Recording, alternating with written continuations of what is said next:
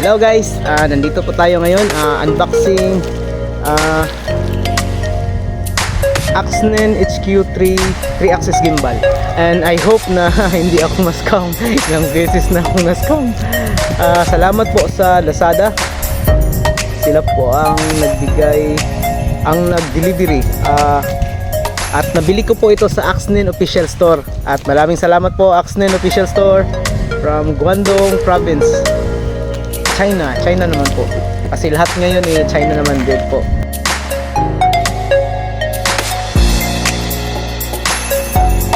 Nagdududa ako pero parang totoo.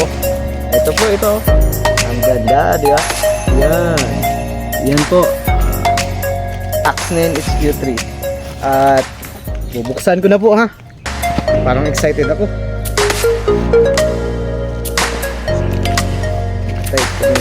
Ito, may sealed.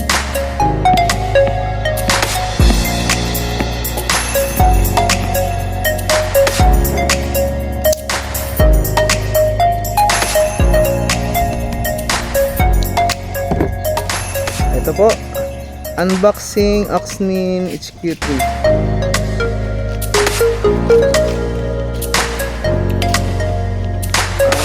Ayan, super legit po yung gamit.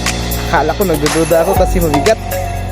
Ito po yung mga guidelines, yung mga ano niya, at ito din yung pouch na lalagyan. Oh, maganda din po. Yan. Tapos, wow, nandito na tayo sa pinakamagandang part. Ito po yung stand at saka yung port ng cable ng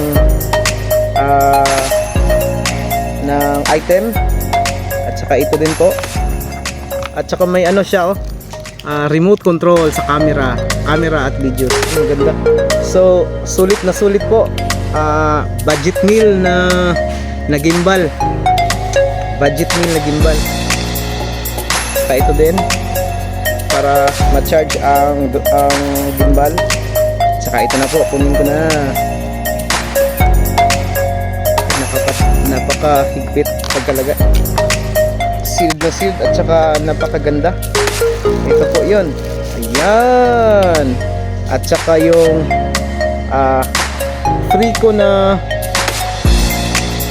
lamp. Ayan po. Ayan. Kung magbablog o mag-selfie, meron akong lamp. Yan. Saka ito na po, yan. Unboxing my Axnen HQ3 gimbals. Diba? Maganda po, diba? Ayan. At saka i-tilt po ito, ganyan. And then ilalagay yung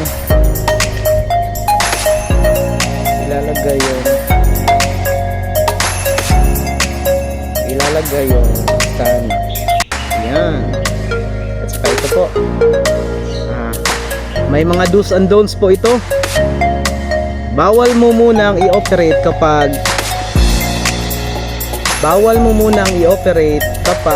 hindi mo na stable yung camera phone.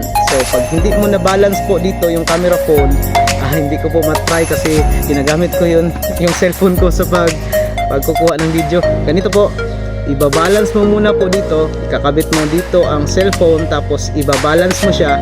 Pag once na balance na po ito lahat, ito po, pipindutin nyo na po dito yung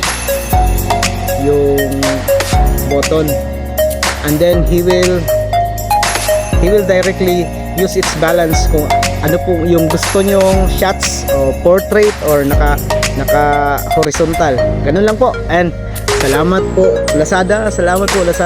Maraming salamat po. Axnen Official Store, maraming salamat po. 5-star po kayo sa akin, and hindi po ako nagigo. Maraming salamat po, and thank you Lord. God bless po. God bless everyone. Magagamit ko po ito for the glory of God. May content po ako kasi sa church, and salamat po. Maraming salamat talaga po. God bless everyone.